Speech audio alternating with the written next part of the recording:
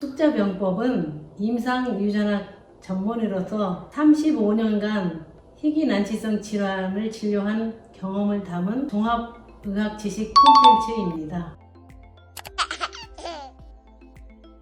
오늘 다룰 질환은 신생아 스크리닝 검사에 대해서 말씀드리겠습니다. 환자가 발생했을 때 또 치료를 어떻게 할 것인가. 내가 소아과 환자를 보는데 별로 무리가 없을 거라고 생각하고 병원도 작업하고 또 일도 했는데 한계를 느낀 거죠. 거기서 더 이상 어떻게 해야 되는 이런 방법이 없을 때 답답한 그런 심장을 이제 풀기 위해서 다시 미국 가서 처음부터 다시 시작한 거죠. 그래서 이제 미국에 가서 미국 소아과 전문의 자격증을 다시 땄는데 그렇다고 해서 거기서 대사질환을 배우는 게 아니더라고요. 미국 가서 조금만 하면 될 줄 알고 미국을 갔던 건데 미국에 있을 때 노스캐롤라이나에 있는 도널드 체이스하고 닥터 밀링턴 찾아갔어요. 그때 이제 처음에 질량 분석기를 이용해서 2분 50초? 그리고 한꺼번에 여러 가지가 나온다. 뭐 이제 이런 이야기를 들었거든. 그래서 이제 주임 교수한테 보내달라고 되게 많이 졸랐어요. 그랬더니 주임 교수가 무슨 병인지 얘기를 안 하고 이미 진단이 나 있는 건조 혈액 여지를 줬어요. 주면서 갔다 오라고. 노스캐롤라이나에 이제 미리 이제 연락해서 거기서 바로 분석을 했더니 그야말로 한 사람당 진짜 2분 30초 정도 되니까 한꺼번에 한 50가지 정도를 이렇게 100% 진단이 나오는 거예요. 그걸 보고 이제 너무 이렇게 감명이 깊었고, 내가 이쪽으로 공부를 해야 되겠다. 이제 이런 마음이 굳혀졌고, 노스캐롤라이나에서 이제 오고 나서도 여러 번 이제 가서 개인적인 트레이닝도 받고, 또 학회도 이제 다니고, 이제 이렇게 해서 이쪽으로 공부를 하게 되고, 결국은 이제 닥터 라버트 가스리 선생님 만나서 그 추천으로 인해서 하버드까지 가서 공부를 하게 됐죠. 브라질에서 이제 신생아 스크리닝 검사를 하는 그런 학회에 참석을 하게 됐어요. 공항에 내리자마자 닥터 라버트 가스리 환영 프랜카드가 붙어 있어요. 근데 이제 나는 닥터 라버트 가스리는 굉장히 유명한 사람이니까 옛날에 살다 간 이제 의사인 줄 알았지 실제 살아있는 그런 인물인 줄 모르는 거예요. 그래서 또 한국의 대사질환에 대해서 서로 이제 이야기도 나누고 이렇게 해서 이제 알게 됐죠. 또 미국 소아과 전문의가 된 다음에 닥터 라버트 가스리한테 이제 배우고 싶다 그랬더니 이제 닥터 라버트 가스리가 이제 나이가 많이 들고 좀 몸이 안 좋았어요. 그래서 내가 몸이 안 좋아서 너를 가르칠 수가 없다. 그래서 이제 하버드 대학의 닥터 하비 리비를 이제 서로 추천을 해주셨어요.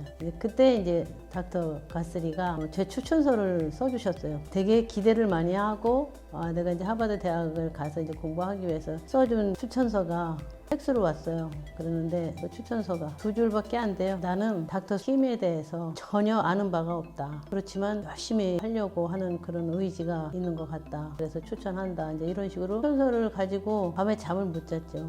그 추천서를 잘 써줘도 하버드 대학을 들어갈까 말까 하는데 그렇게 2줄 갖고 내가 갈 수 있을까 되게 의문을 가지고 진짜 이제 하버드 대학을 갔는데 그 2줄의 그 추천서가 상당히 힘이 있었던 것 같아요. 오늘의 김숙자가 있기까지 그런 이제 선천성 대사질환을 공부할 수 있었던 좋은 계기가 됐던 것 같아요. 그래서 일단 미국에서 소아과 전문의, 임상유전학 전문의, 유전질환 전문의를 이제 3가지를 이제 취득한 후에 한국을 위해서 좀 일해야 되지 않나 이런 생각을 하고 한국으로 돌아왔어요. 근데 이제 한국에 돌아왔을 때는 일할 자리를 찾지 못했어요. 이 초창기다 보니까 지금까지 이제 하고 있는 신생아 스크리닝 검사도 있고 그것이 아무리 좋다고 하더라도 정부에서 선뜻 개인의 그 말을 듣고서 어떤 정책이 바뀌거나 이러지는 않잖아요. 그래서 기술 내서 그때 IMF 경제 위기니까 한국이 어려울 시기예요. 그때 이제 은행비 좀 얻어서 팬덤 질량 분석기를 샀어요. 그때 6억이었거든요. IMF 터졌을 때 그 6억은 저한테는 굉장히 저뿐만 아니고 우리 가족에게는 큰 돈이었으니까. 그래서 사다가 이제 시작을 했어요, 한국에서. 근데 검사를 해서 원인 모르던 아이들의 그 병을 발견하거나 이미 이제 신생아 때 해서 미리 뇌손상 오는 걸 이게 막기 시작하면서 되게 진짜 내가 잘 배웠구나 이제 이런 생각을 하게 되고 열심히 했죠. 처음에는 이제 한국에서 이제 하는 사람이 없으니까 조금 많이 힘들었어요. 이것을 알리기 위해서 전국을 이제 돌아다니면서 강의도 하고 해서 오늘에 온 거죠. 이런 것이 이제 알려지면서 2000년대에 중국 상하이에서 신생아 스크린 스크리닝 학회가 있었어요. 중국하고 일본에 전혀 이 텐덤 질량 분석기를 이용해서 이런 검사하는 시스템 자체가 없을 때 제가 이제 초청돼서 상하이에 가서 제가 이런 발표를 했죠. 처음에는 우리나라에도 이제 텐덤 질량 분석기를 이용해서 이제 검사하는 거는 이제 제가 제일 처음이었죠. 처음이다 보니까 누구한테 이렇게 물어볼 데도 없고, 또 환자가 발생했을 때 이게 진짜 환자인지 이런 여러 가지 그 어려움이 많아서 환자를 직접 데리고 미국을 실제 가기도 했었어요. 환자 처음에 이제 모를 때니까 좀 혼자 풀기 힘든 여러 가지 상황이 있었고, 이제 그걸 극복하기 위해서 미국의 이제 선생님한테 많이 의존을 많이 하고 또 많이 상담을 받기도 했죠. 병이라고 이제 했을 경우 부모님들은 병이 아닌 경우가 더 많고 일시적인 경우가 더 많으니까 반복 검사하시고 당황하지 말고 빨리 가까운 소아과 선생님하고 상의를 하셔서 침착하게 대응을 하시는 것이 중요하죠. 오늘 다룬 이 질병에 대해서 질문 사항이 있으시면 댓글로 남겨주시면 답변 드리겠습니다.